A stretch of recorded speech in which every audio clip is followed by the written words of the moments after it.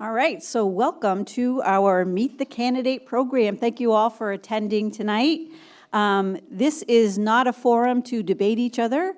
It is simply a way for all of us to get to know our candidates a little bit more. So my name is Mary Lou Bukavalis. I am from the Graves Library. This is Yanina Nicholas from the town of Kennebunkport. She's going to be our lovely timekeeper tonight. So when you hear the little chime, you're going to... We'll let you have a few more seconds to wrap up your comments. Can everyone hear this? Yeah. All hear that? Okay. And we have our David Powell, our magic man, in the back. Thank you, David. So we're going to hear from our 5 candidates: David Bancroft, Alan Daggett, Robin Phillips, Stedman Seavey, and Fred Stafford. A little bit of housekeeping for the audience. We want to thank you for participating, sending in your questions. We got a lot of questions this year, and it was very, very helpful, so we really appreciate that. And because of our time limit, we are not allowing the public to ask any questions tonight. We're just going to go for it here and see what happens. So thank you all for being here. Are you all ready? Yes. Okay. So when we start asking the official questions, each candidate will have 2 minutes to answer. Yanina will make sure that you know your time is up. And so please be respectful of that time. And don't forget to speak right into the microphone. So, okay. So for the introduction, all candidates will have 3 minutes. And we want to know where you grew up, what brought you to Kennebunkport. We want to know about your family, your background, your employment, and why you were running or rerunning for the select board. So we are going to start off tonight with Robin Phillips. I knew you were going to do that. Oh. Sorry. Okay. Good evening. Can you hear me? And thank you all for coming. My name is Robin Phillips, and I was born and raised in Kennebunkport. My parents met at the colony, where my mother, who hails from St. Simons Island, Georgia, worked for 1 summer in college. She was on the Blue Flames water ballet team and a waitress. Anybody remember that? They married, and I was born in 1965. We were fortunate to live 10 years at the Kenneth Roberts estate, where my father was the caretaker and a teacher. My mother was also a teacher. It is there that I learned to love nature. My father's side of the family has roots in Goose Rocks for 6 generations. My great-grandfather, Archie Smith, was the character Albie in the book My Love Affair with the State of Maine. I still receive photographs of him taken by summer folk from the beach. I attended Consolidated School K-8 in Kennebunk High School. I studied biology and plant science at the University of Southern Maine and quantitative sciences at the University of Washington. My entrepreneurial spirit emerged at an early age with my first job independently running the Robin's Nest Snack Bar at Webb Hannock Golf Course at the age of 14. I learned quickly to get up early and make things happen. In college, I was a leader in Maine's cottage industry movement with porpoise pickles made right here in Cape Porpoise. After 4 years, the glory of pickle production wore off, and we sold the business and moved to Bainbridge Island, Washington. I went to school and built my first greenhouse on my front lawn, where I produced and sold organic seedlings, which I still do today. I own a landscape and design business and have designed and planted gardens from York to Scarborough. My interests include fly fishing, kayaking, photography, bird watching, wilderness camping, and of course, politics. I hope to keep the character and charm of this town forever. I have attended and participated in many town votes and have kept up on all things Kennebunkport. I have regularly attended BOS meetings for years. I joined the Conservation Commission in 2021 and was volunteer water quality tester last year at Goose Rocks. We have cleared invasive species from the Dyke Road right-of-way, freeing the lilacs, which are now thriving and ready to bloom. I am very interested in preserving the quality and welfare of Kennebunkport, its residents, visitors, and its unique natural resources. If elected, I will strive to be open to different views and opinions and listen with an open mind. Thank you. Well, that was pretty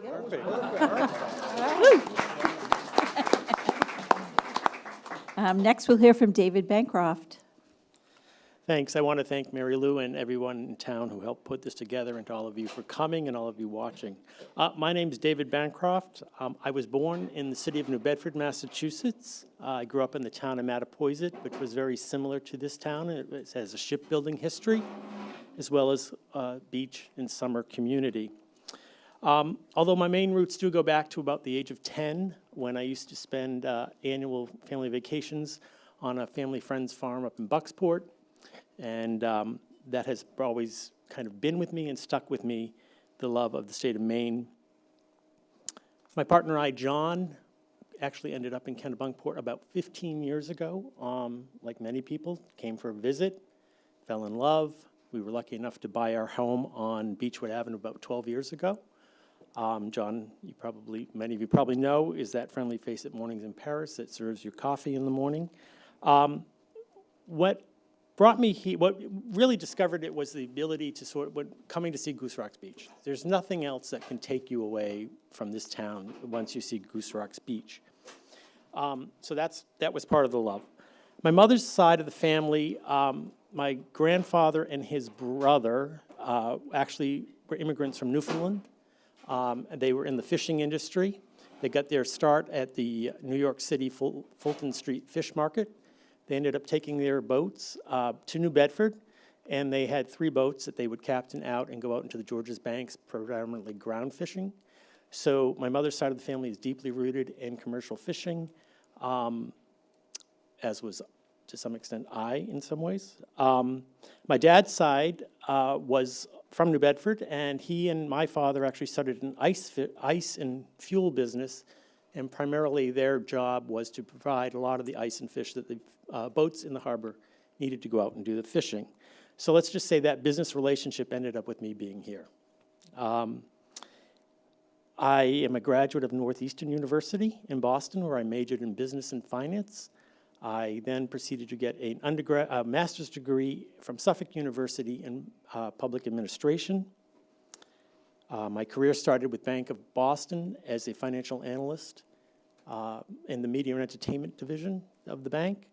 I then spent a couple years, probably 5 years, managing 2 affordable housing loan programs, focusing on children with special needs, people with special needs, as well as young families looking for their first-time home. I currently work as the Senior Vice President of Community Investment and Development at Mass Development. Mass Development is a very unique organization. It is a financing, real estate services, grant-making organization.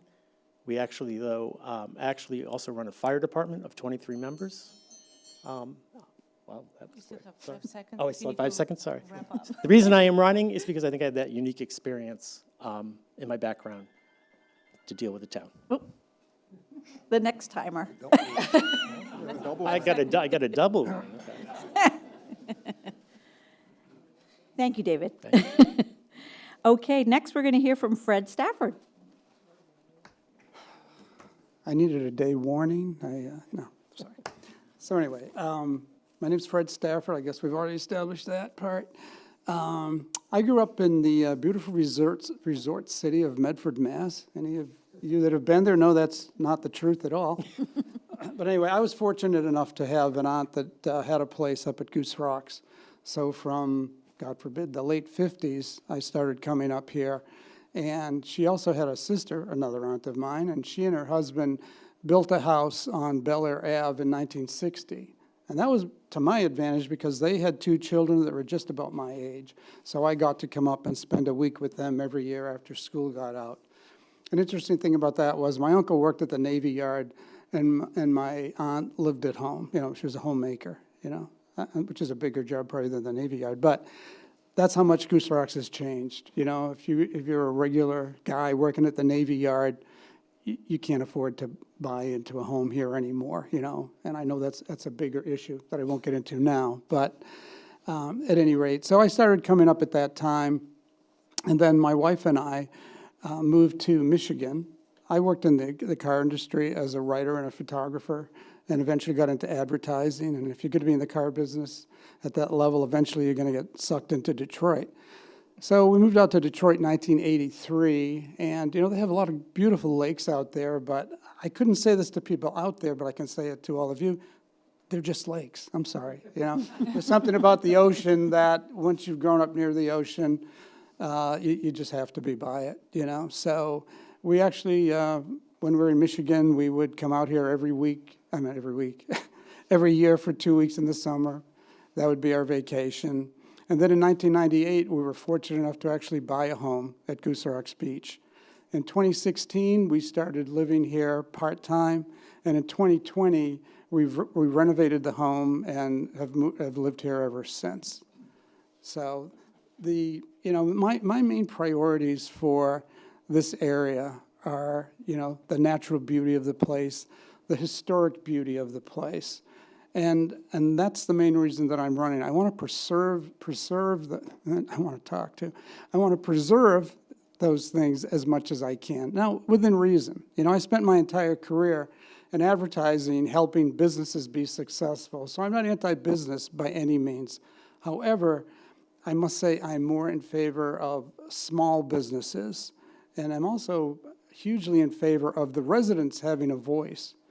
And you know, in the last 4 years that I've lived here and really started coming to meetings and listening more and all that, and I've also served on the Beach Advisory Committee at Goose Rocks and the Climate Action Planning Task Force Committee this past year.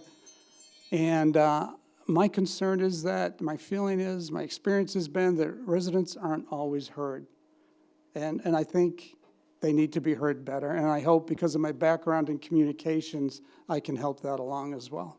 Thank you. Thank you, Fred. Stedman? Thank you. I am Stedman Seavey, and I'm very pleased to be running for office again after an 8-year vacation. I am 72 years old. I've lived in Cape Porpoise for 72 of those years. First 14 years of my life, I lived across the street from Bradbury Brothers in my grandmother Bradbury's house. And then when I was 14, my grandmother Seavey died, and we moved a half mile down the road on the Wallace District Road, and that's where I've lived ever since. When I went to school, consolidated school, it was grade through 8, K through 8, and I graduated from Kennebunkport High School in 1970. I have a political science degree from USM. Worked in area restaurants, the old grist mill, which some of you may remember. It was a long time ago. The Captain's Restaurant, which we truly miss to this day, down in Cape Porpoise. And then best part of my life was when I became the town grocer. And Tom Bradbury and I owned Bradbury Brothers Market for quite a number of years, and that was one of the best parts of my life. During all of that, I was elected to the Board of Selectmen and served 7 years on the Board of Selectmen. Back in the day when it was a 3-man board with no town manager, and we made some changes. I was part of some significant changes then. Was elected to the legislature for 7 terms and served 14 years, ending in 2018. Now I hope to get back in. Because I really love serving this town. I've done a long time, go back many generations. I think I have the institutional knowledge about the town. Every section of the town, not only is Goose Rocks very, very important, but Cape Porpoise is. So is the townhouse, Ocean Avenue, Dock Square. And I think we have to remember that each section may have different needs, but we have to remember every section. I think I have the experience with my experience in state government as well as being on the Board of Selectmen. I haven't served as long as Alan has, but quite a bit. I've served on the Board of Directors locally, on the Chamber of Commerce and the Historical Society. I'm a member of the Church on the Cape and Cape Porpoise, and the Arundel Lodge, the Masonic Lodge here down the road. And I agree that the beauty and charm of the town is very, very important. You know, I think back, looking on the walls of these men that we honor here, you know, in this room, and in this community. I served with many of them. And I think back of the thousands and thousands of people over the decades that I've worked with, on the boards and on the commissions, and they're the ones that make this town really, really beautiful. All the people that volunteer in the nonprofits. You know, they handle all the tough questions and give it all due diligence before it even reaches the Board of Selectmen. So anyway, I am honest, hardworking, and conscientious, and I'm sure we'll get into the issues in a minute. Thank you. Thank you.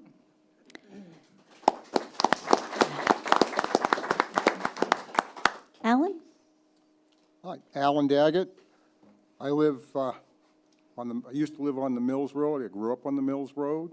I got married to Wanda Daggett 31 years ago. We have 5 kids, none of them which live in town anymore. They moved away, and they didn't like working for me to begin with anyway. So, but they all have great jobs. My father was a lobsterman. My grandfather was a lobsterman. My great-grandfather was a lobsterman. I started as a lobsterman when I was 12 years old. My dad gave me a 10-foot boat. It was a leaky boat. It was a little wooden boat with 10 wooden traps. And he says, okay, now, Al, here you go. Go out there, catch a few lobsters, and then you can go buy your school clothes. That's what I did. I've owned, we started Cape Porpoise Lobster in 1971. Been there for, well, till today. And we also own Daggett Lobster, Port Lobster, and the Chowder House. My wife runs the Chowder House. She's done a wonderful job. She won't even let me eat there. She said, stay out. And we have we've had a lot of good times in Maine. Love Kennebunkport. My dad raised 4 boys, along with my mom. My mother was from Virginia. My dad met my mom in Washington, D.C. when he was in the Navy. He bought a house. He was fishing before he went into the Navy. He wasn't drafted. He did volunteer. He was in World War II. They bought a house in 1949 on the Mills Road before I was born, and he paid $65 a month for his mortgage through the GI Bill. He lived there till he passed away 5 years ago. My mom passed away 21 years ago. They were a fantastic family. We had a fantastic family. They were fantastic parents, and they treated us with lots and lots of love and respect. And all 4 of us, with I have 3 other brothers, and they all were in the fishing industry. I did not like to go lobstering. I didn't like the smell of bait. So I decided to buy lobsters, and like I say, I started in 1971, and I'm still doing it.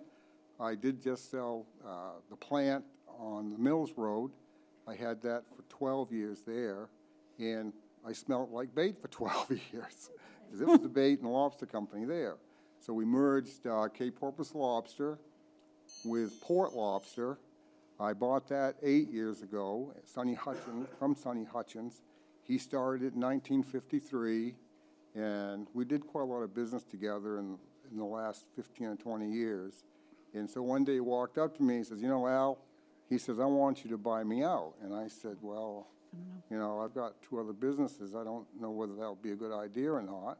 And he says, well, you're the one that needs to have this place. So I said, well, okay, as long as you can stay with me. And he did. He stayed up until last year. He was 97 years old when he retired from driving a truck. And I'm missing him today. Alan? Alan? Your time is up. Oh, am I up? Yeah. Oh, It's okay. I'm sorry, I could go on for another hour. So, I've been a selectman for 18 years, and I would like to be a selectman again. Thank you very much.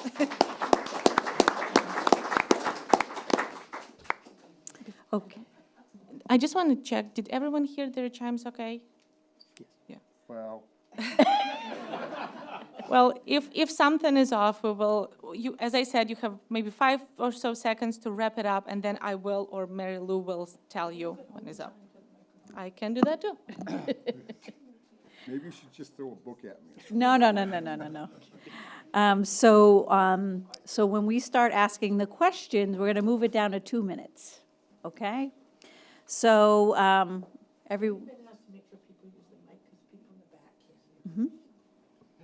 Okay, yes, so please step up to your microphone. Okay, so our first question, what do you think the current challenges are right now for Kennebunkport? If voted on the board, how will you address said challenges? And we're going to start with Fred. Okay, for me, I would say the biggest challenge is climate.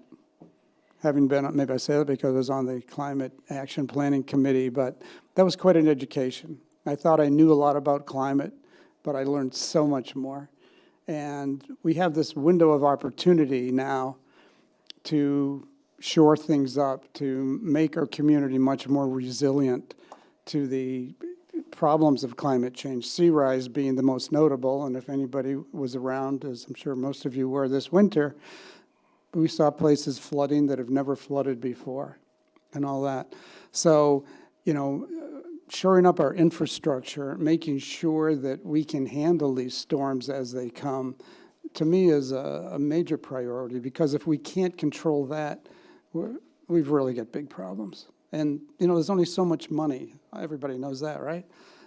We can't tax our way out of this. We wouldn't want to tax our way out of it. So I think we really need to address the biggest infrastructure issues first, and then see where we go from there.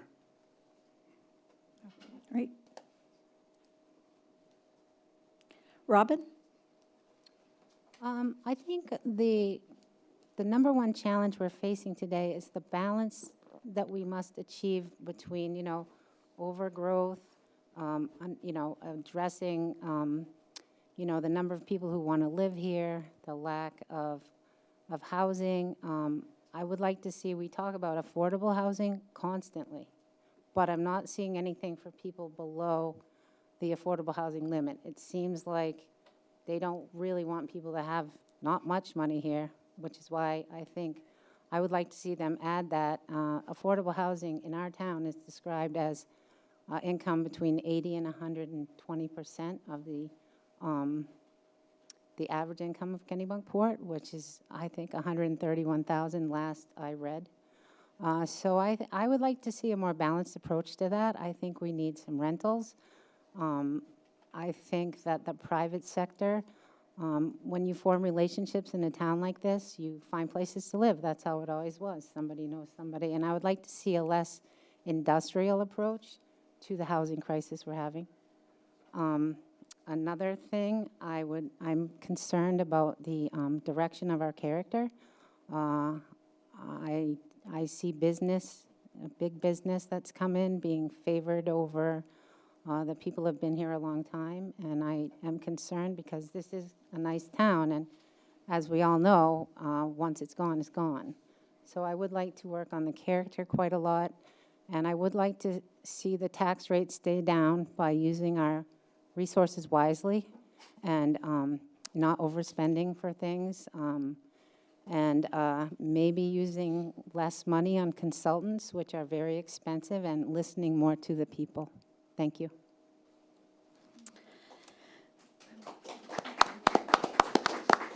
Alan? My biggest worry is, like Fred just said, is climate. The town has a climate action policy, not a policy, but a plan. It's on the website. You're more than welcome to go to the Kennebunkport website and read it. They're just suggestions. It's not mandatory at all or anything, which is good. But I can tell you right now, in 1971, my fish house had 2.5 feet of water in it. That's over 50 years ago. In January of 2024, that same fish house had 2.5 feet of water in it. So to me, I don't know whether it's a climate change or it's a Earth deciding to go through another cycle. I don't know anything about that. But I do know that Cape Porpoise, Goose Rocks Beach, the river, the downtown areas have been flooded out many, many times. Some worse times than others. This last year, it was pretty bad. I don't know whether it's a 50-year thing or a 100-year thing, but these are things that need to be addressed. They need to be fixed. The town of Kennebunkport cannot afford to fix all these problems. We do need help. The river, hopefully, we'll be able to have a study coming up in the year, hopefully this coming year. I hope Kennebunk and Kennebunkport can work together on that. I think they will. I know it's going to be expensive to get a study from an engineering firm that do manage to be able to put these things together. You're looking at probably at $200,000 or $300,000 just to do the study. And it's going to be millions of dollars to fix the problem. So we're going to need some help from the state. We're going to need some help from the feds. It's just, we don't want to lose our downtown. We don't want to lose Ocean Avenue. We don't want to lose Cape Porpoise at the head of the cove. And we also don't want to lose Goose Rocks Beach. We are starting to do a few things. We have fixed the causeway going onto the pier onto Bickford Island. We've raised it 4 feet.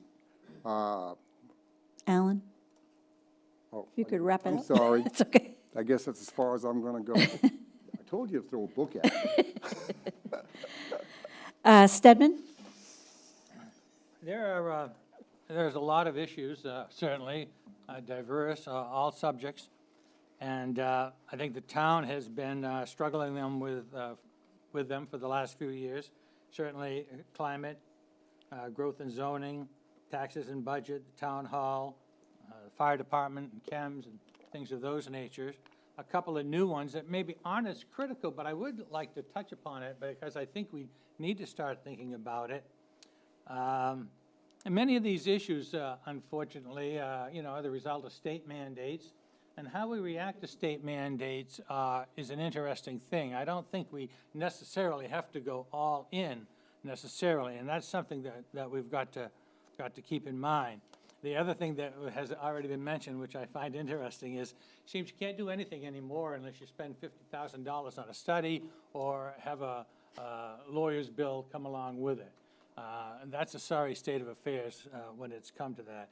I was reading that we had a study for this building here, I believe, in 2019, and now we may have to have another $42,000 study, because the people are going to sleep in here.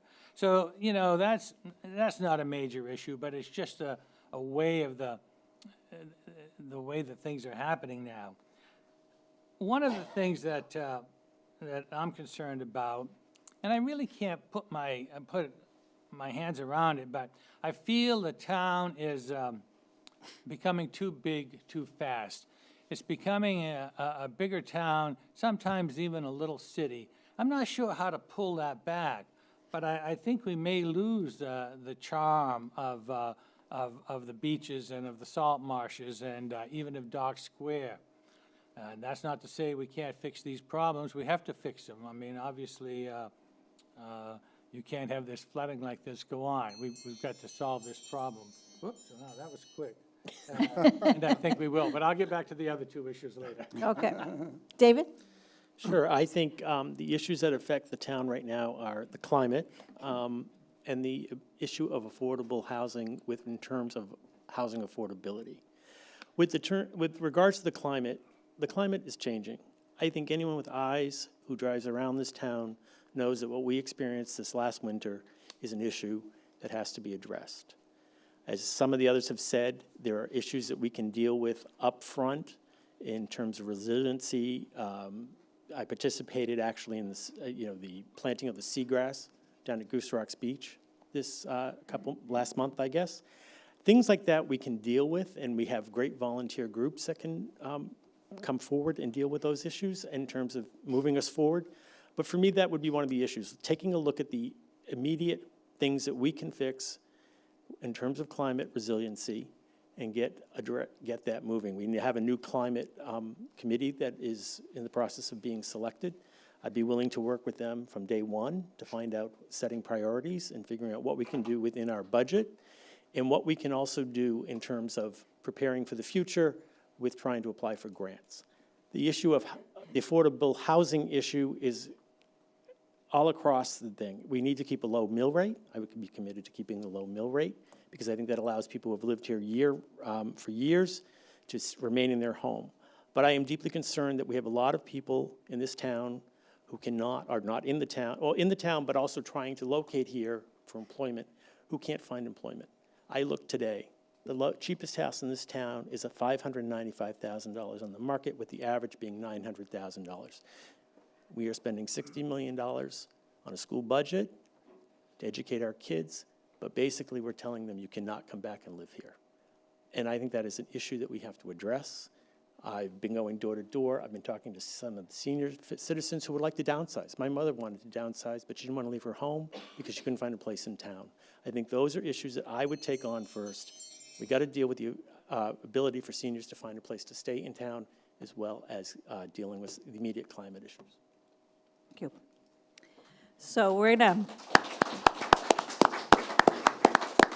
gonna stay on that topic a little bit. LD 2003 is the 2022 law designed to remove unnecessary regulatory barriers to housing production in Maine. How important do you think senior workforce and family housing is for Kennebunkport? What should the town do, if anything, to promote or encourage additional housing options? We're going to start with Stedman. Well, that's a tough one for me because, to be honest with you, I'm more of a free market guy. You can speak up. It's a tough one for me because, to be honest with you, I'm more of a free market guy. And, you know, I do think that we can do things to make housing, well, there's nothing we can do really to make housing more affordable necessarily. But I'm very leery of affordable housing. What we've got in place right now, I think, is working really, really fine, and I'm like that. But I want to go slow from here and see where that leads us. How much more are we going to have? How lower the income structure will it be? And that's my answer. Okay. Ready? Alan? Yes. I don't know a heck of a lot about LD 2003. I've read through it several times. There's a couple things I don't understand about it, but I can tell you that it is on the website, for the town website. I can tell you that I'm not interested in seeing a 4 or 5 story building with 40 apartments in it. I don't want to see in this town, it wouldn't fit in this town anyway, but I wouldn't want to see a cluster of houses that are attached to one another. I do think that the Heritage Trust has done a very good job in starting affordable housing. They built some on Route 9 in Kennebunkport. They came out okay, and then they have another piece of property now on Beechwood Avenue that the town donated to them. And I believe they're going to go ahead and put 5 or 6 more houses there. So that's a good start, and I like that start. I like to see, I would love to see some affordable housing such as that. I just don't want to see Section 8 housing. I don't want to see 4 or 5 story buildings in this town, and I don't want to see cluster building. Thank you. Great. Robin? Yes, I've been following this bill for a couple of years now, and we are supposed to vote on this in June. And I have a few concerns. You know, at the select board meeting a couple back, you know, one of the board members, you know, put it bluntly, density, density, density. And to me, that's concerning because that's not really keeping in character with our town. I do realize that houses are expensive, land is expensive.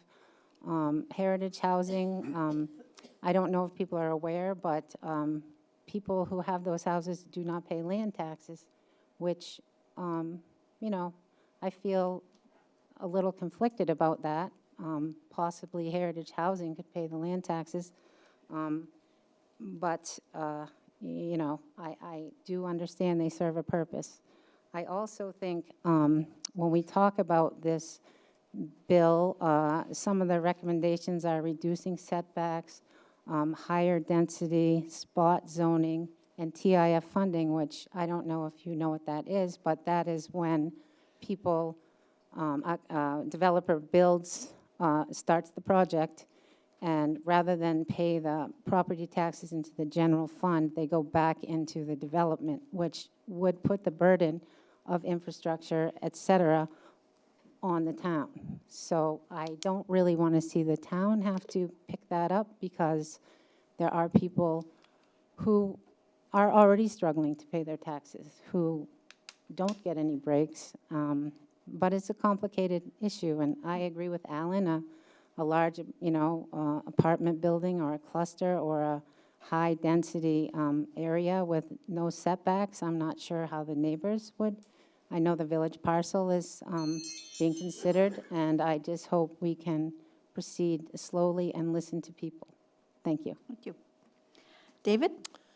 Sure. So LD 2003, State of Maine's attempt to try and deal with the issue of affordable housing and the, my background is in affordable housing to some extent. I was thinking about this, got my start in an affordable housing unit, a condo that had deed restricted, limited equity, but it also gave me ability to build some wealth. And I think we need to start looking at that. This town is a special town. It has character, but it also has to address the fact that it's $900,000 to $1 million to live here, to buy in. We have people who have lived here for a long time and not able to get out because or don't want to get out because they can't find a place in town. So I think that LD 2003 does have some issues in terms of, it's a little confusing at times. I think that needs to be flushed out. I have the ability to sort of take that, talk to people who are involved with it. Our own state rep has been involved in it, have those conversations and say, how can we turn this into a language that people can understand? But I think for me, it would be a primary, as a board member, would be something that I would stay on top of. I want to see the kids in this community, the young families who I encounter, and our seniors have a place to stay in this town or come and live in this town. You know, the police chief has just resigned. We just lost another police officer. That's going to be a test for this town. Are you going to be able to find these employees? And if you want to do a search and then people come here and they say, look, I'd love to work here, but I cannot afford to buy a house here. And I can't find a rental house because a lot of them are seasonal. They don't want to rent it from me year round. I think it is time for the town of Kennebunkport to step up and say, we're going to address this issue. And I think we need a select board member who is willing to sort of lead that charge. I'd be that man. Thank you. Fred? Well, needless to say, this is a very complex issue. I have, as I've gotten older, I've come to realize that nothing is easy. I don't care what it is you go to do. It seems nothing is easy, and this is certainly one of those blockbuster issues. The density issue here, the availability of land, I mean, these are all problems that people have stated could change the character of the community and all that. I think for us, I simply don't have an answer to that. I don't have a solution to the problem tonight, but I think it really impacts us with municipal employees, like David just mentioned about, you know, police chief has left, so we're gonna have to get a new one and filling vacancies and all that. So maybe where it's a problem for our municipal employees, maybe we have to go at this a little different way with them. Like a lot of policemen, from my experience, not that I know a lot of them, but I've talked to a couple, they don't always want to live in the community they work in either. they'd rather be outside the community. So maybe part of our solution for at least the people that work here is to look at other ways we can make the job more appealing to them, whether it's from a shorter work week, shorter hours, work from home when possible, things like that. So this is kind of an end run around the housing issue, but it really impacts us with the people that want to work here. Thank you. Okay, our next question. What action steps will you take to balance the desire for lower taxes with the demand for more services and needs of the residents during your term? We're going to start with Alan. That's a great question. Thank you. I don't know whether I have an answer for it, but I think I've been a selectman for 18 years, and the best thing that I can tell you is that you have to have some type of a plan, even though you can't stick with that plan because certain things come up. I'll give you like an example. We've had people in the past come up and they want us to take over a road that goes off a main road, and there might be 6 or 7 houses on it, and they'll come to us and they'll say, well, can you please take the road over? Well, every time you take a road over, it costs you money. It costs you manpower, it costs you equipment. And so I'm not in favor of really doing that anymore because we just can't afford to do it. But you have to give something up if you want to go ahead and have a stable tax base. If you keep going forward and saying, okay, we can do this, we can do that, you're going to have to take something away from what you wanted to do or put it off to another time because you just can't afford to do everything. And you have to do it's a balancing act. And we look at it every year. Right after this, the vote after the town hall meeting, next year's budget, we're going to start looking at that. And the budget board, the town managers, department heads, we all get together and we try to hammer something out that's fair and equitable to be able to go ahead and not have high taxes. And we do not have high taxes in this town. Our tax base is excellent and our tax rate is excellent. We can't do anything about the school budget. It's not on our plate. It used to be back in the 70s, but it's not anymore. So, thank you. I heard that. Hey, excellent. Robin? Yes, I have a few ideas about balancing things. One thing I've noticed is that we have too many huge projects going on concurrently, and I would urge the board, if I were elected, to, take one and do it, and try to, secure the money beforehand. It seems like we have so many, we have the pier, the causeway, we have the town hall, we have the village parcel that we still owe 7.5 million on, something like that. I would like to see us slow the roll, as they say, because it's very hard to do all these things at once, and I think things can get missed, and opportunities for money can be missed, and I think there are ways to shave down these, the plans for these projects, and I think we should set a budget, for instance, the town hall, perhaps we should have agreed to how much we wanted to spend first, because now we're spending, we had a $400,000 planning budget for the town hall that was voted in at the town meeting in 2022, and we've used, last fall I asked, it was $43,000. Now we have to do this again, which will be more planning money. So I think there are ways to be a little more conservative. Mainers are in general conservative, and having too many irons in the fire, I think, could be a little wasteful. Thank you. Fred? Oh, Sorry, just You one ready? second. Gotta set the clock. Set the clock. Okay. okay, Fred. Well, like anybody's budget, there's I think it's all about communications, because that's my background. But my experience has been that if you explain things to people and show them what they can have, but what it's going to cost, they're you know, much more open to understanding where you're going with it than to say, well, I want everything. It's, you know, you can't be the kid on Christmas morning or the kid sitting on Santa's lap saying, I want this, I want this, I want this. Well, you can do that, but there's going to be a cost factor to it, you know? I'm sure we've all experienced situations where somebody wanted to go somewhere, do something, and then you told them what it was going to cost, and like, maybe not so fast, you know? So the tax rate here is very appealing.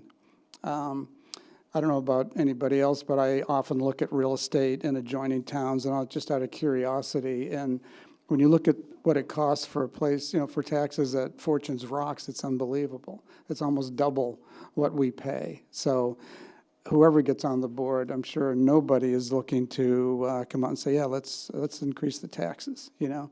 But it has to be managed, and I think communications is the key to making the residents understand what's possible and what's not possible, unless you want to raise your taxes. Thank you. David?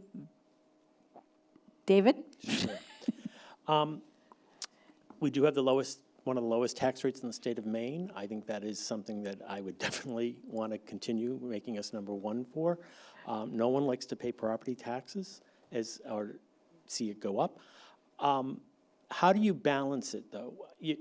Part of it is, Alan kind of alluded to, the 50% of our tax rate, which is $6.25 right now, or going up a little bit, is related to York County and the schools, which the select board does not have control over, and the other half is for town services. I think to what Fred was saying, communication, working with some of the boards who are proposing projects, understanding that we only have a limited amount of money that the town can control and do, and setting those priorities. What is achievable? What is doable within the budget that we have? And then also working a little bit, trying to at least set the direction to the school committee that maybe it's time that you understand that we have to keep these taxes or your budget increases somewhat under control, because it does impact everyone else's ability. We can't control it, but I think we could send the message, we'd like you to at least keep it within control so that everyone else can be affordable on their tax rate. I guess part of, for me, it would be, you know, dealing with the priorities that the town has in front of it. What can we do with the budget that we have with the goal of keeping it affordable to live in Kennebunkport for everyone who's been here? Whether you're a new resident or older resident or a summer resident, what makes this town attractive, and most people will agree, they're shocked when they find out what we pay for a tax rate. And my goal would be to keep that tax rate as low as we can and make us number one in the state of Maine for a low tax rate, but good services, because the town does provide some great services for what we do pay in taxes.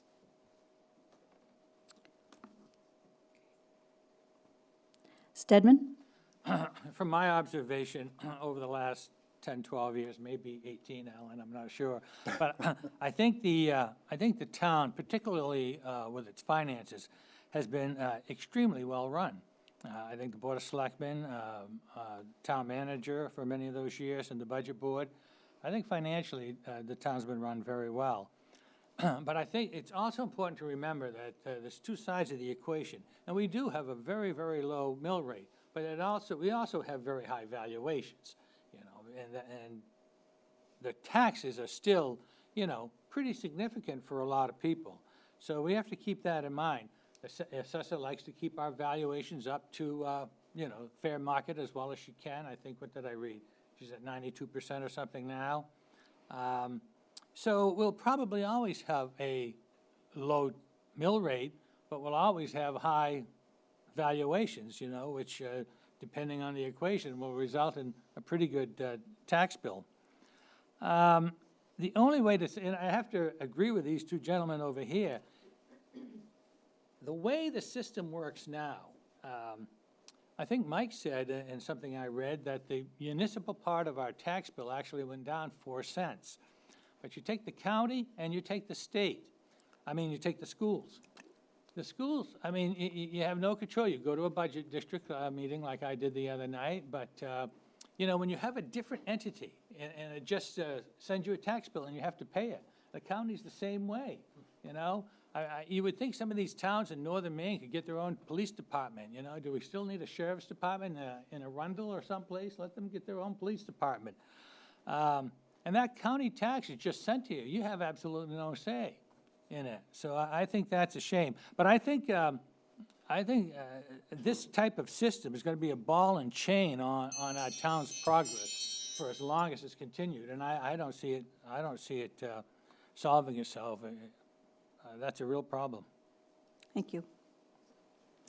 Okay, for our fourth question, a climate action plan has been recently adopted by the current Board of Selectmen. First, do you support the plan? And what will you do to protect our residents and businesses going forward? So, sorry, Stedman, we're going to start with you. No problem. The climate action plan, right here. Brought it with me. Well, I think it got unanimous consent at the Board of Selectmen meeting, didn't it? You know, to put it on the ballot. And again, it's sort of like the affordable housing issue. I think I'd like to step very, very carefully into this. I have no problem with supporting this because it doesn't say anything specific. All the specifics will come to the Board of Selectmen at a later time. So, you know, that's when we can talk about it. But I'll give you an example, and I mean no disrespect here at all, but I was reading the Conservation Committee's agenda. I think they had a meeting yesterday, and it talked about having an education program to have the residents turn off their lights for their bird migration, all right? Well, if you have an education program, I think that's great, because I think education is extremely important in everything, whether it be that or not. But what happens a lot of times with ambitious people is that all of a sudden becomes a town ordinance, you know, and I think that's where you have to be careful at. So to make a long story short, I'll be supporting this on election day.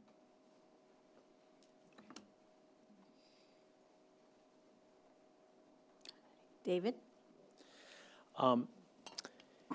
As I said earlier, the climate is changing. I don't think there's any denying that. I think anyone driving around Ocean Ave, Dyke Road, Dock Square this past winter, it's Goose Rocks Beach. It's undeniable to me. I am concerned as far as the climate action plan. It was adopted by the board. I support that. I read through it. There was nothing in there that I could not support.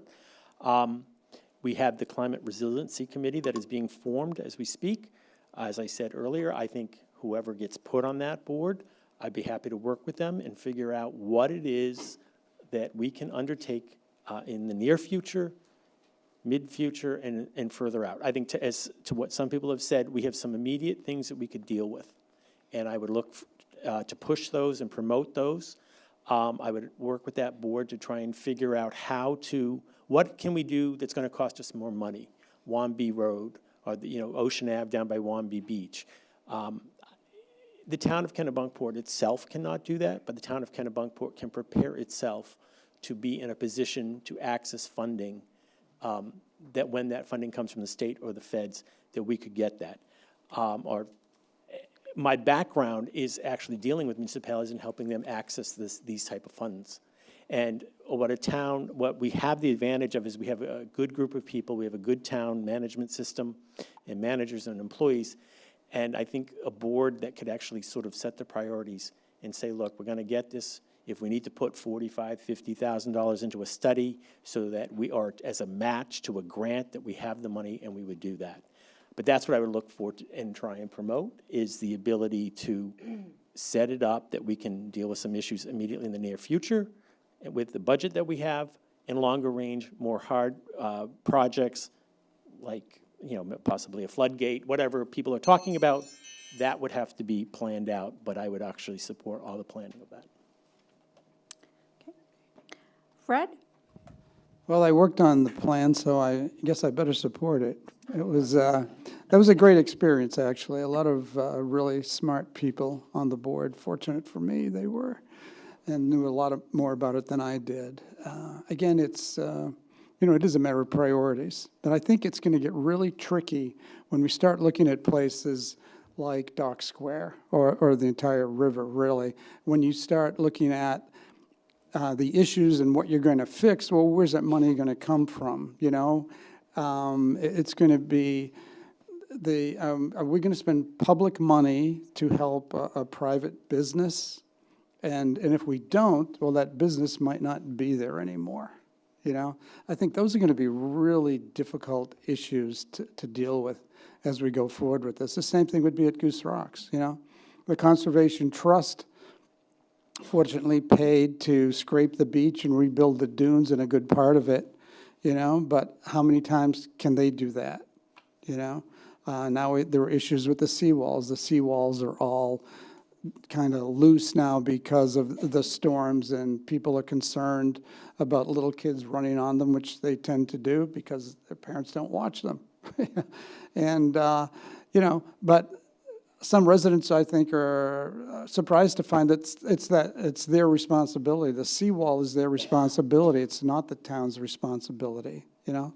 So, you know, we have to, again, maintain what we have here, and yet we're going to be faced in some situations where public money might be asked to go in to shore up different places, be it Dock Square or Goose Rocks or any place along the river. And I think those are going to be really big challenges for us going forward. Thank you. Alan? Climate Action Plan, I'm definitely in favor of it. It's like I say, it's a suggestion, it's a plan. You can either do it or not do it. There's good things in it. And another reason why it was formed and is the funding. We were told that if we didn't have a climate action plan in place, that we might have a hard time trying to find state and federal money. The causeway came about through the town manager finding the money, and we had a climate action plan going to be in place. So we had that, and that was one of the reasons why we got the $2 million to go ahead and do the causeway. I am definitely in favor of it. There's some things that I'm not really crazy about. I don't want to be told that I can't use a gasoline-powered lawnmower, even though I do have an electric one. I like the electric lawnmower, and I like the electric snow blower, and I do like the electric weed whacker. But I also have a choice. I can, if I want to, have a gas stove. I don't want to say I have to have an electric stove.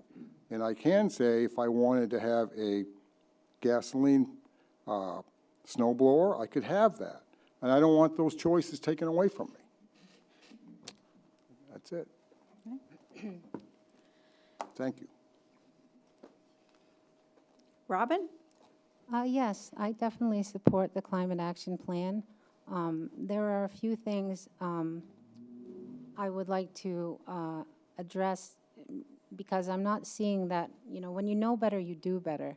How can we use less energy? How can we, instead of, you know, I do believe we need to protect ourselves from the floods and as well as we can, as many people as we can, but I would like to see an effort on part of the towns and the committees and anybody else that's interested in how do we as a town use less energy. And I don't hear too much of that coming from anywhere. Again, it's main common sense for the common good. I know personally people do not like mandates because of the pesticide ordinance that, you know, was brought up. And, you know, to Stedman's point, the reason that we brought that up last night is because Nina Perlmutter, who is a bird expert, I believe, it's just one way to help the songbirds, which are disappearing, you know, help them along. And I think we all want to do that. When you go down East Main now, we still have the vireos and all kinds of the birds that we used to have here. So I don't see a problem with that. I would like to see more consideration for nature in this town. You know, we have a beautiful town. I don't think everything has to be perfectly coiffed and manicured, et cetera, at the expense of our environment. But the Climate Action Plan, that was a big job, and I appreciate the work that was done. And now I would just like to add on to that, that we need to figure out how we can use less and be happy that way. Thank you. Thank you. Okay, our next question. Do you have a vision for Kennebunkport in the 21st century? If you do, what is it? We'll start with David. You know, my vision for Kennebunkport, John and I actually, as I said, live on Beechwood Ave. And one of the things that I was thinking about the other day is, and maybe we're unique in this sense, all of our neighbors actually have young children. And it is kind of nice to actually be out in our own yard and hear kids trying to learn how to ride a bike or listen to them beat each other up. Or you know, just there is a joy in knowing that there are children around. So my vision for Kennebunkport is to be a town that respects its heritage, respects its people who have lived here all year round, but also a town that is a family town. And how can we get to a point where we actually can have neighborhoods that have children in them again, neighborhoods that have long-term residents like we do. We actually have a neighbor who's 85. She kind of mixes right in with all the young families and the kids. I mean, I think it's kind of a unique experience here in Kennebunkport in some ways. But that's what I would like to see, a town that protects its heritage, respects its environment, because we have a beautiful community, but also, thrives in the sense that it is growing. It's not an aging and gated community of people who can just afford to live here but don't have to live here all year round. I want it to be a thriving community in terms of its environment, in terms of its culture, in terms of its businesses, in terms of its families. And to me, that's community, and that's what I would want to see.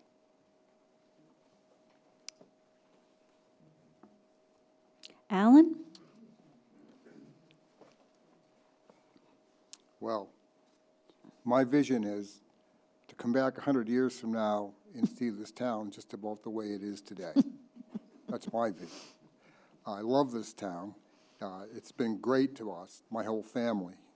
And, I have a lot of friends here in town. They love to be here. This is home. We have no major thoroughfares through town. We have Route 9 and we have North Street. Which I think is ideal for us. We're off the beaten path. We have people come out here in the early summer months. They stay for a while, they go away, and then they come back. I mean, it's just, I love it. I can't see it. Going back when I was a kid, I think there was like 1,700 residents in the town of Kennebunkport. I think today, it's about 3,000, between 3,000 and 3,500. A lot of them don't stay here in the wintertime. I happen to be almost one of them. Week here and a week there, I always come back for the selectmen's meetings. So I would love to see Kennebunkport stay the same the way it is. Thank you. Stedman? Yeah, I agree completely. I think that was a great way to put it, Alan. I'd like it to see stay the same as much as it can. You can't go back, We're not going to have the consolidated school K through 8 anymore like it was a long time ago. But I think we'll be able to work through our problems. We always have, for all the time I've been involved since 1975, we've always worked through our problems. And I think we can do it again. I don't think that would be a problem. I think one of the things that keeps us going is like the nonprofits and things like that I mentioned. As long as we can have the library, the historical society, the senior center, things like that.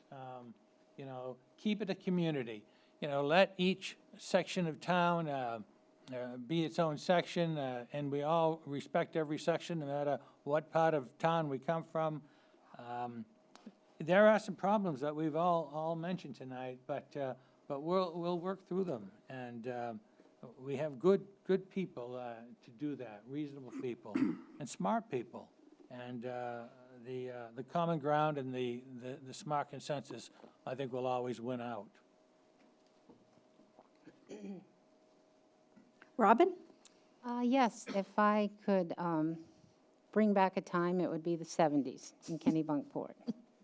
That was, and not to say there's anything wrong with Kennebunkport now, it's still a wonderful town. But I would hope that we would be able to keep the character and the characters who live here, you know, instead of getting color glossy and, everybody's sending out, come to Kennebunkport. I would like to see it be a more organic situation than what we have now. I feel like it's very pointed and becoming more corporate all the time. And I would like to bring back the dump parade. What do you want to bring back? The dump parade. That was a And lot the of dump. fun. That was a lot of fun. That was fun. Yeah. We need more fun. Yeah. Fred? Is it me? Okay. All right, well, for me, 100 years from now, I wouldn't be satisfied with the status quo. I'd like to see it be better.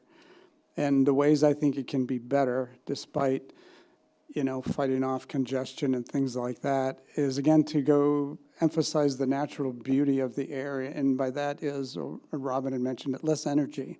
We should be looking at solar and renewable energies and things like that.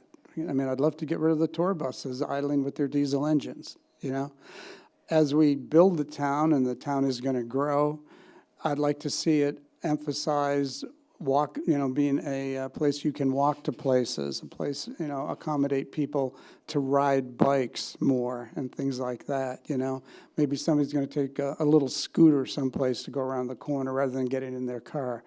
And I think if we, again, concentrate on the natural beauty of the place, and if the filter for everything is how do we put that first and foremost? The first thing that goes away is pollution, And it doesn't mean that everybody has to get rid of their gas leaf blower and all that, but maybe when it breaks, next time you consider a battery-powered one or something like that, But again, I think with everything that's out there today, the advancements we're seeing in clean energy, I think we can have a better community in 100 years. I probably won't be around to see it, but I hope my great-grandchildren can be. Thanks. Okay, recently, the town has been exploring a new town hall. We had to bring this one up.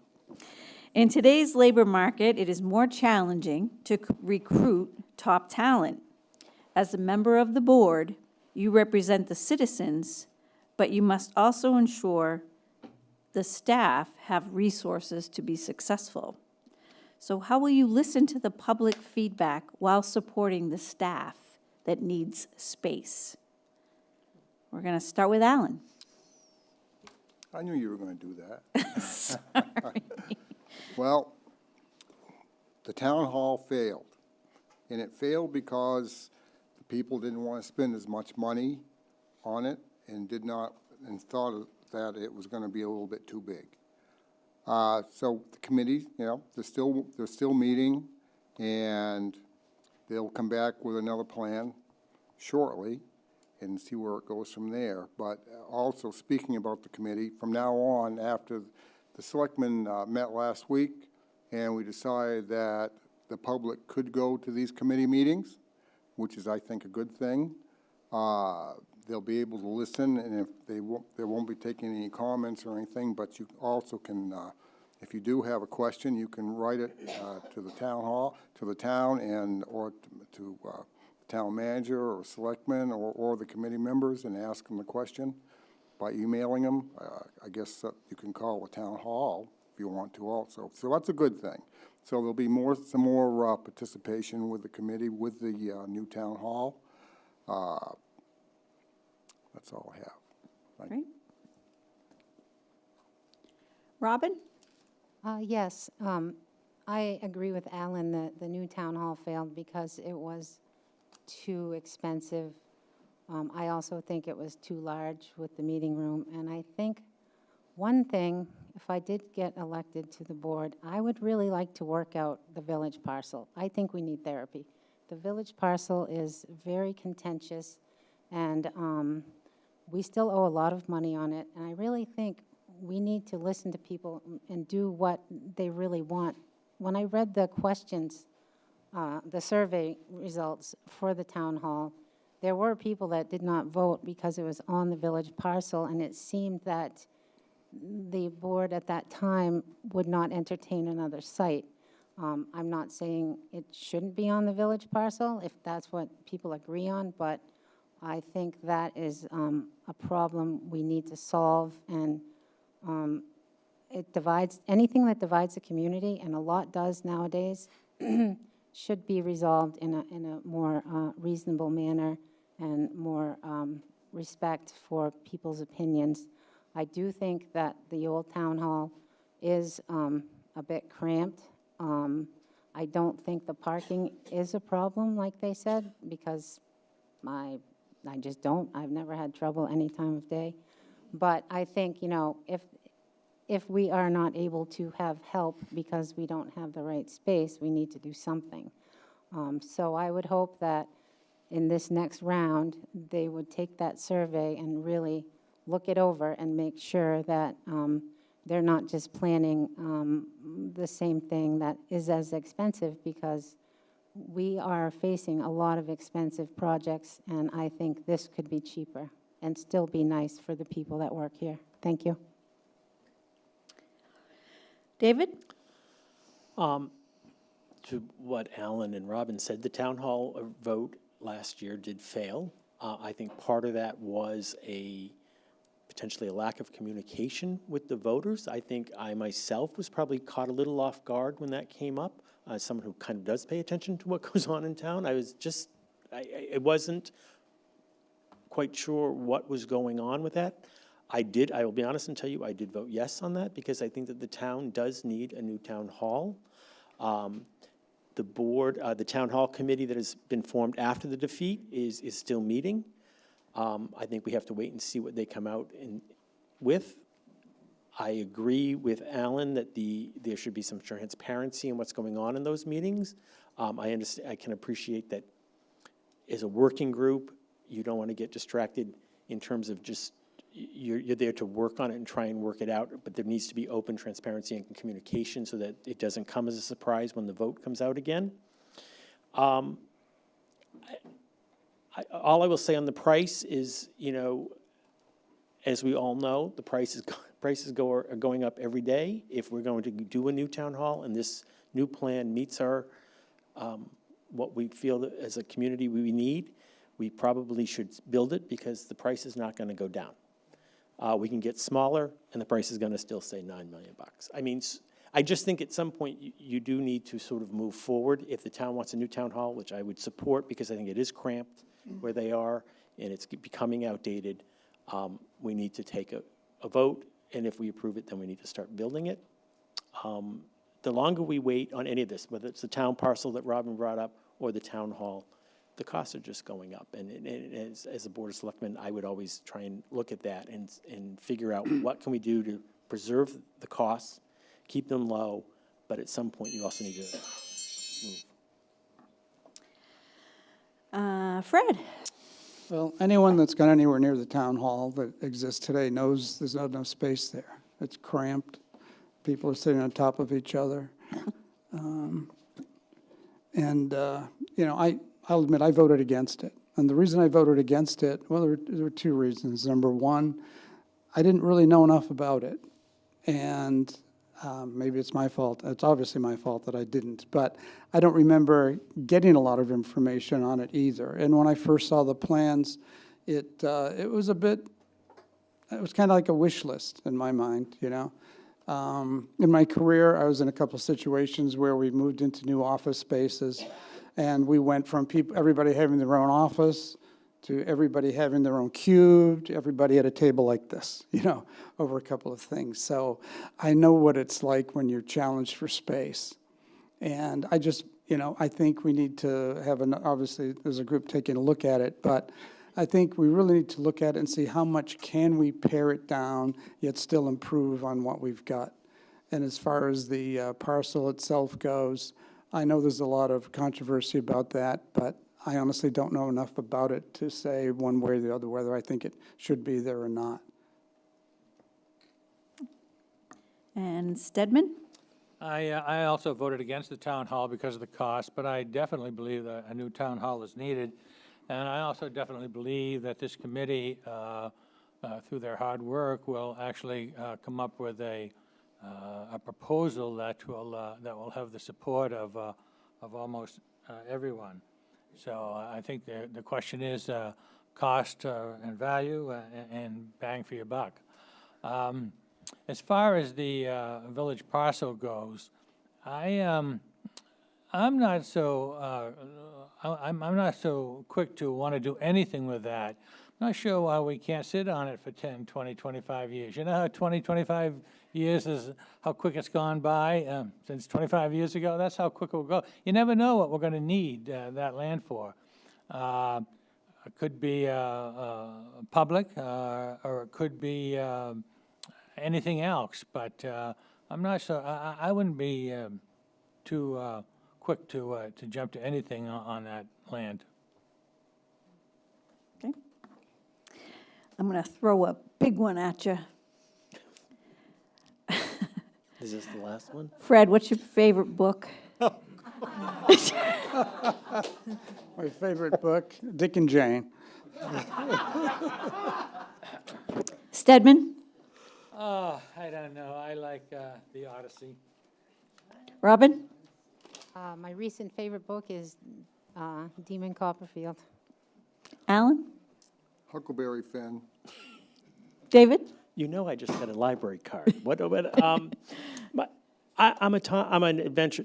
Anything by Tom Clancy, which I know is dating myself, but Tom Clancy, all those type novels. Excellent. Okay, so here's the final question. Thank you. Thank you for answering that one. I always like to know. Our final question, why should we vote for you? Let's start off with David. 2 minutes. 2 minutes. Okay. So why you should vote for me? You know, I want the job, and and I'm actually offering you 3 years of my service. I think I have a unique experience. I have affordable housing experience. I have grant making experience. I have environmental cleanup experience. I describe myself as a environmentalist, but I want to serve. I love this town, and I want to preserve its character. I want to preserve the beach. I respect everyone. I've been going door to door. It has been the greatest joy of my life is meeting some people. I have found, I've been offered cookies. I've been offered honey. I mean, it's just been, it makes me grow even more in love with this town and want to serve the people. So I am asking for your vote on June 11th, or earlier, if you want to vote early, because I want to serve you. And I think the Board of Selectmen's job is to be a worker for you and a representative of you, but also a person who can come out and explain to you and respect you enough to listen to your concerns, hear you out, and possibly explain why the answer is yes, why the answer is no, but you deserve an answer from your Board of Selectmen candidates or members as to why they're doing what they're doing. I am someone who is accessible, open, and I respect everyone, and I will listen to anyone's concerns. And I want the job. So I don't know why completely. No, I'm just saying, I want the job. I want to serve you. I'm offering you 3 years of my life. If you want, June 11th, David Bancroft, you can fill in the oval. Or if you want more information or you want to talk to me, bancroftkpt.com. There's the cheap link.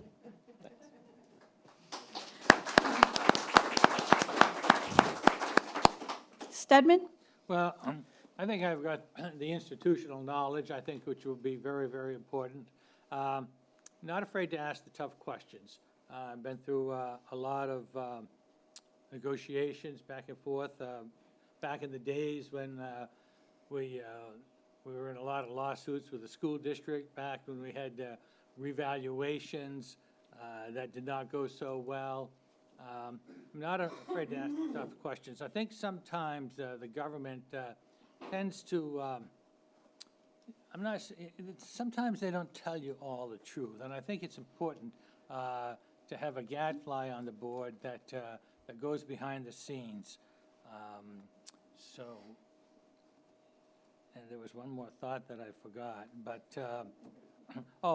constituent service. I think I've made a tremendous amount of friends over all the years. They know that I've given good constituent service, listen to their voices, and always vote with the best interests of the town at the forefront.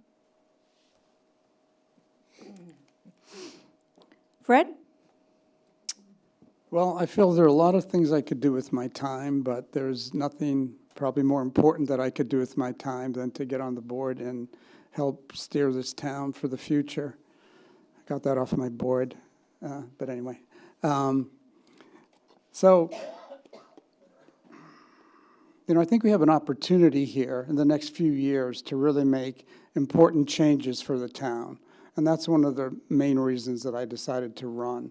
After working on the Climate Action Task Force and all that, there are a lot of things became apparent that we need to do, and I wasn't sure that even though the board passed the plan, through some of the conversations, I wasn't sure just how much broad support there was in general for it, And so in these next couple of years, this is where the rubber's going to hit the road, and we're going to have to do things or not do things. And anything we don't do, I think, is going to bite us in the rump in the years to come. There's only going to be so much money that we're going to be able to get in grants from the government, be it state or federal, and every town on the coast is going to be looking for those grants, so there's only going to be so much money to go around. So I think the sooner we get at it, the better off we will be. And that's about it. Thank you. Robin? 2 words, I study. So I feel like I have, for years now, delved into the difficult issues, questioned things. And I think that's important to have someone that, knows what's going on. I'm not saying you don't. I'm just saying I think I do. You looked at me when you said that. No. You said it first. So I am diligent. I use my own personal time. I don't know how much I've spent in printing because I do care deeply about this town. And my focus is to maintain Kennebunkport as a town that we all enjoy and is special. And I would work hard and I would listen. And I would really push hard for transparency, which I have been all along. And those are the reasons I think I would offer something sort of unique. And I am a local and have a long understanding, and I have lived in other places. And I know how special it is. So I would try hard to keep it upright. Thank you. Alan, last but not least. Thank you. Like I say, I grew up here. I saw the good, the bad, the ugly over the last 73 years. It's been mainly good. I've been a selectman for 18 years. I didn't know too much about being a selectman until, I still don't know too much about being a selectman. You have to really work hard. You got to show that you care about the people. I met so many nice people along the way that I never would have met, and I'm really proud of that. This town is amazing. I love this town, and I wouldn't ever do anything to hurt it whatsoever, and I hope that you would vote for me again. Thank you. Great. Wow, that's all we have for you tonight.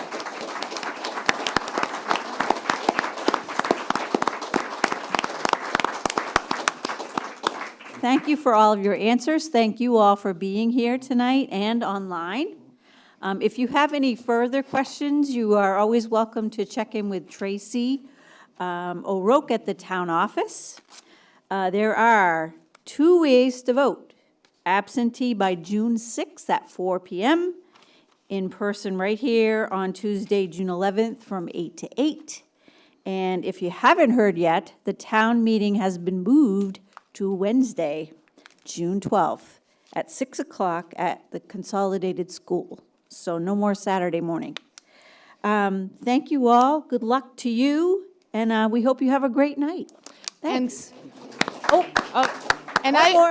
I would like to invite this fine group for Kennebunkport Community Open House, which will be May 18th, this Saturday, at Parsons Field, 9 to noon. Please come, support your community. It's going to be a lot of fun. You will see committees, vendors, nonprofits. You will see all the equipment that belongs to the town. You can do wastewater tours, and please bring your family. It's just going to be a fun event to welcome spring and summer at this point, and to talk to each other. great. Thank you. Thank you.